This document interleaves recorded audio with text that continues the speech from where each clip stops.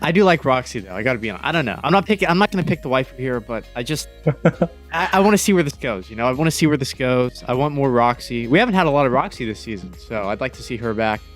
You got Sylphie too. I don't know. We haven't seen Sylphie in a minute, so I don't know. The waifu wars need to begin soon, though. I'd like to see where this goes. I'd like to see what all the hype is about. Hey guys, this is a clip from our podcast. We're going to leave it linked above, so check out the full show. And don't forget to leave a thumbs up and subscribe. Thanks, guys. Let's get into it, Germs. Let's get into it. Every single week, it's good. Mushoku Tensei, Jobless Reincarnation, Season 2. This is Episode 8, I believe, or Episode 19, right? Mm-hmm. So we're finally here. We finally made it to the Central Continent. And like I said last week, because last week I said okay, I'd like to see some plot next week.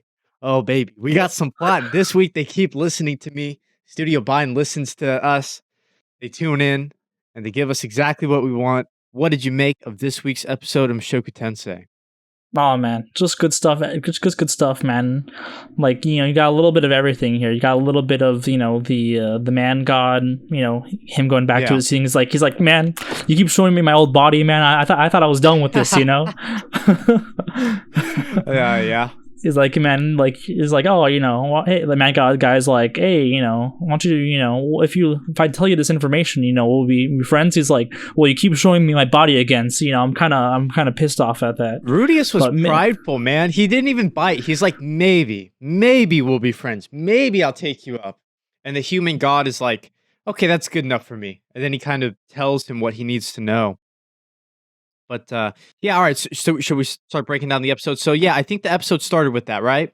Yeah. He's meeting. In the beginning we get to see the Central Continent. Let me just say again, I say this every week, but the backgrounds, the setting, it's so beautiful. Like every world that they go to, it feels like it's its own world. It's distinct. It's not like there's so much fantasy out there that doesn't have soul to it. Fantasy.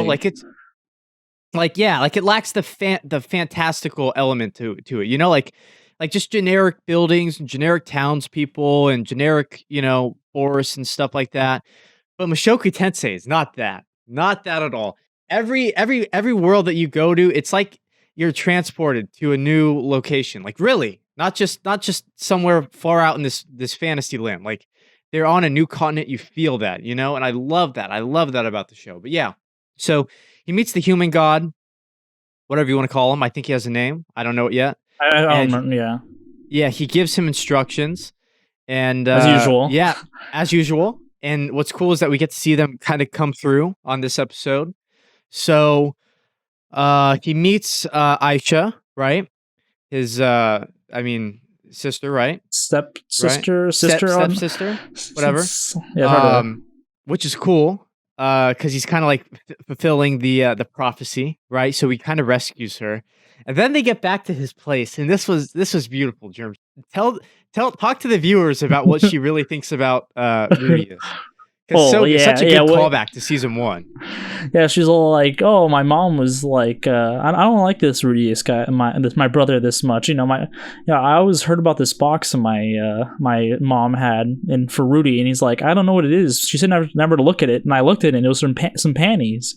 She's like, oh, this must be something mistaken. He's like, then her mom was like, oh no, that's Rudy's favorite instructor's pair of panties, And she's like, wow, he must be a pervert. Yep. He's like, I don't like this guy. He's like, oh, fuck. Oh, he's like, that. She might be right. His facial expressions were so good, dude. But he's sitting there. Like, they do it subtly, too. Like, you could tell his face was moving, the way they animated it. So good. And in the Japanese dialogue, hentai, which means like pervert.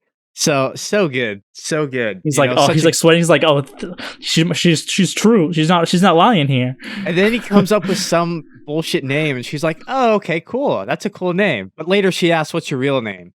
But I thought that was funny, And she's like, you get the impression through the dialogue that she's a really sophisticated 6-year-old or 5-year-old or however, she's really young. So she's really like smart for her age. She's really like intuitive, Yeah. So we didn't see much of Norn for his other sister. We didn't really get to see much of her because she was kind of just mad at him.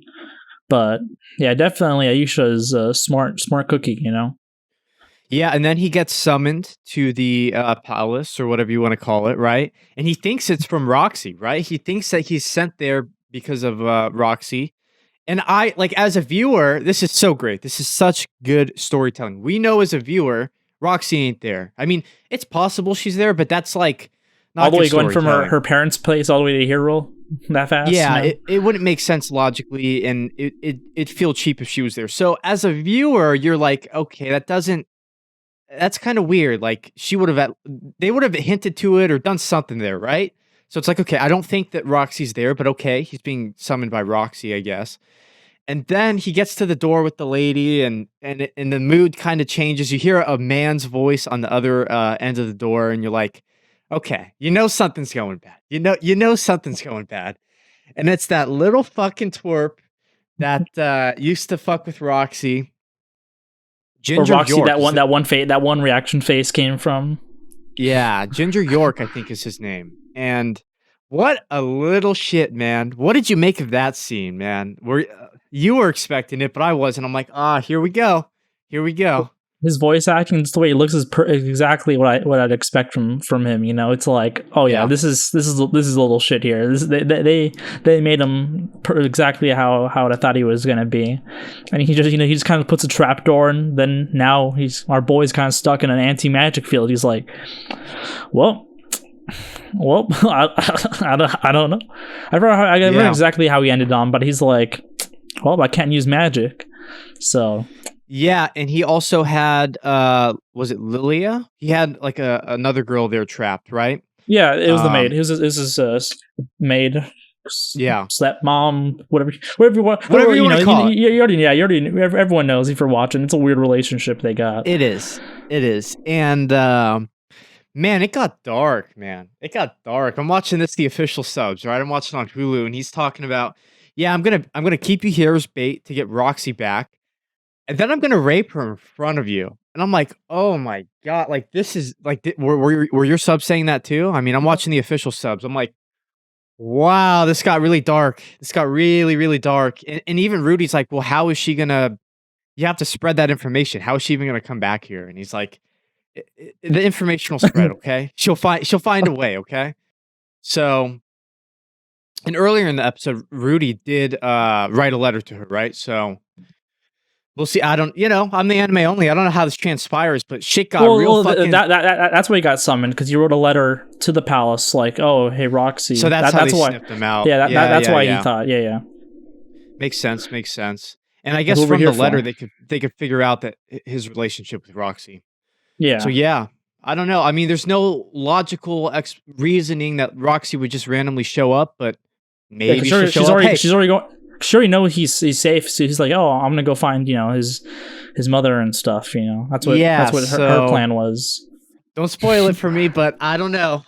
It doesn't seem likely that she'll show up here, but I assume so. This is episode 8, and I believe there's 12 for this season. So I assume this is going to be the climax of this second half of the season. I don't know, but if it is, I'm happy.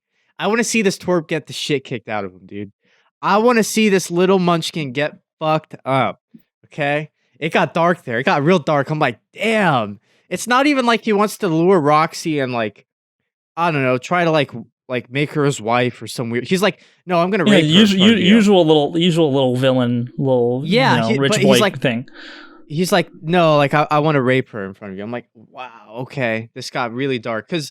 We saw him in part 1 and, he'd kind of give her a hard time and, it was kind of like comedic effect, but now it's no longer comedic effect. Now it's gone dark.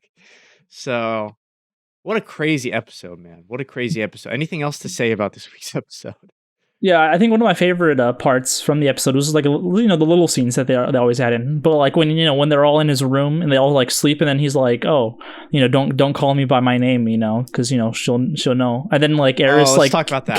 kept accidentally saying like, "Oh, hey Rudy," it's like it like goes like like moves the camera to the little sister and she's still sleeping. It's like he's like Rudy's like, "Hey Eris," she's like, "What?" Yeah, like she didn't even know she was stubborn.